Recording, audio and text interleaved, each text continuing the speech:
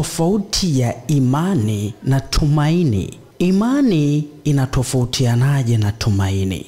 Katika dini, imani inamaanisha kukubali jambo kuwa ni kweli au halisia kwa msingi wa imani, hasa mambo yasiyoonekana, yasiyothibitishwa au yasiyokuwa na uwezo wa kuoneshwa kisayansi au hata kwa macho. Katika dini, imani ndiyo ngazi ya kwanza ya maisha ya kidini. Ni kuamini au kuwa na hakika juu ya ukweli wa kimungu, lakini vile vile kanuni za kiroho au uwepo wa Mungu kama inavyofundishwa na dini husika au imani ulioamua kuingia kwayo. Kwa mfano, mtu anaweza kujitokeza na kusema, ninaamini Yesu alikufa kwa ajili ya dhambi zangu. Hivyo imani inaonekana kuwa moyo wa dini na ni kile ambacho watu wanakishika kuwa kitakatifu. Katika imani hiyo walioipokea, wanakichukulia kwamba ndicho cha kweli, kinaongoza maisha yao bila kuwa na uwezo wa kukionesha au kukithibitisha na macho ya kawaida. Mtu mwingine hawezi kuthibitisha hilo isipokuwa huyo ambaye alikipokea. Kwa mfano, tunaamini kwamba kuna uzima wa milele hata kama hatujawahi kuona huo uzima, lakini tunaamini kwamba uzima wa milele upo. Tunaamini kwamba Mungu humsikiliza kila anayemuomba hata kama hatuna ushahidi wa kuona, hatuna hata ushahidi wa kusikia, lakini tunaamini hivyo.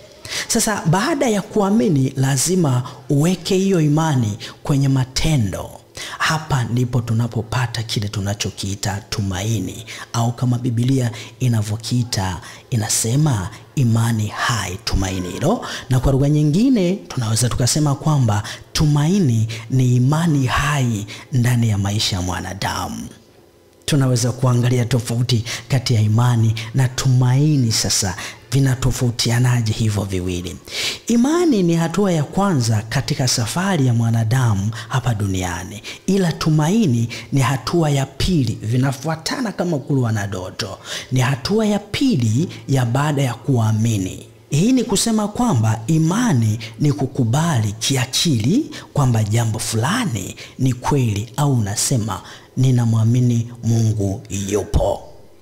Kwa upande mwingine, tumaini ni imani hai na ni kuweka uaminifu wa kujitosheleza na kujitoa kwa msingi wa hiyo imani. Kisha unasema ninamwamini Mungu kuwa ndani ya maisha yangu, na ninamwamini Mungu ndani ya maisha yangu, naamini yupo sasa. Kwa hiyo imani ni msingi, ili hali tumaini ni ile imani inayotendeka kwa vitendo au matokeo yake.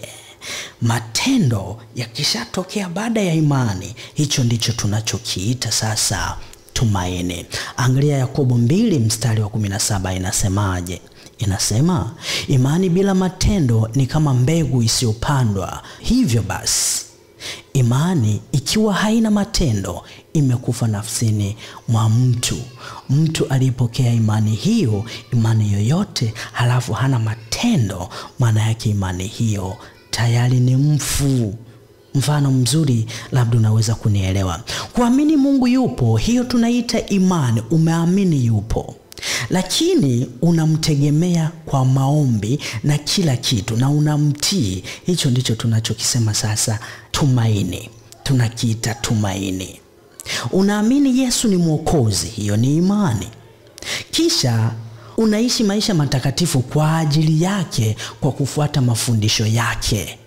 Hilo ndilo tunalosema kwamba ni tumaini. Mafundisho ni kama ramani, yanatuelekeza jinsi ya kuishi kulingana na imani tuliyopokea na tumaini tulilonalo ndani yetu.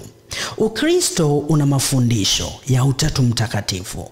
Unafundisha wokovu, lakini vile vile unafundisha ufunuo wa Yesu Kristo duniani, na unafundisha namna Yesu alivyofanya kazi kisha alipoondoka, na namna alivyotuacha, na namna atakavyokuja kutuchukua tena. Mafundisho haya hutufundisha nidhamu, maadili na namna ya kudumisha imani na tumaini tulionayo. Tukishakuwa na imani, tunapata mafundisho, halafu tunakuwa na tumaini. Tuangalie uhusiano kati ya vyote hivi vitatu: imani, tumaini na mafundisho, ili tuweze kukamilisha.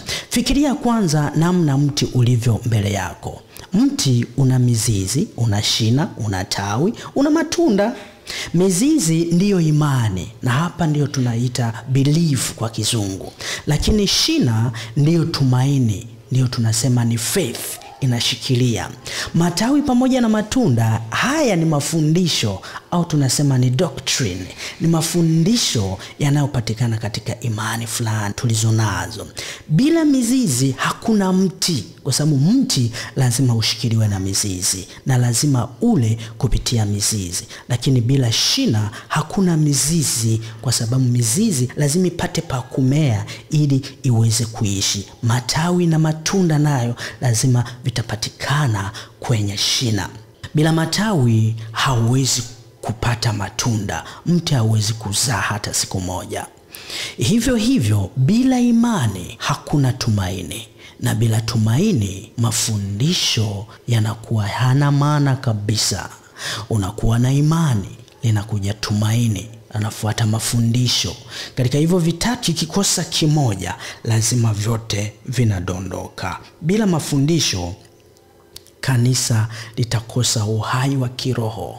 Hakutakuwa na uhai wa kiroho kanisani kama hakutakuwa na doctrine nzuri, kama hakutakuwa na mafundisho mazuri. Kwa maana kwamba utaona watu wanaenda kanisani Jumapili, watasali, watarudi nyumbani. Jumatatu, Jumatano, Ijumaa wataenda makanisani, na kila siku itakuwa tabia namna hiyo. Lakini bila kuwa na hivyo vitu, bila kuwa na mafundisho mazuri, imani na tumaini, basi tutakuwa tunaitwa wale wazungu wanaotuita ni church goers. Tunaenda kanisani lakini hatuna matunda, roho haipo tena, Roho Mtakatifu afanye kazi. Tutajikuta tu kama imani zingine, wanaenda wanarudi, wanaenda wanarudi, ni tabia tu, ni namna hiyo maisha yanaendelea, lakini Roho Mtakatifu afanye kazi.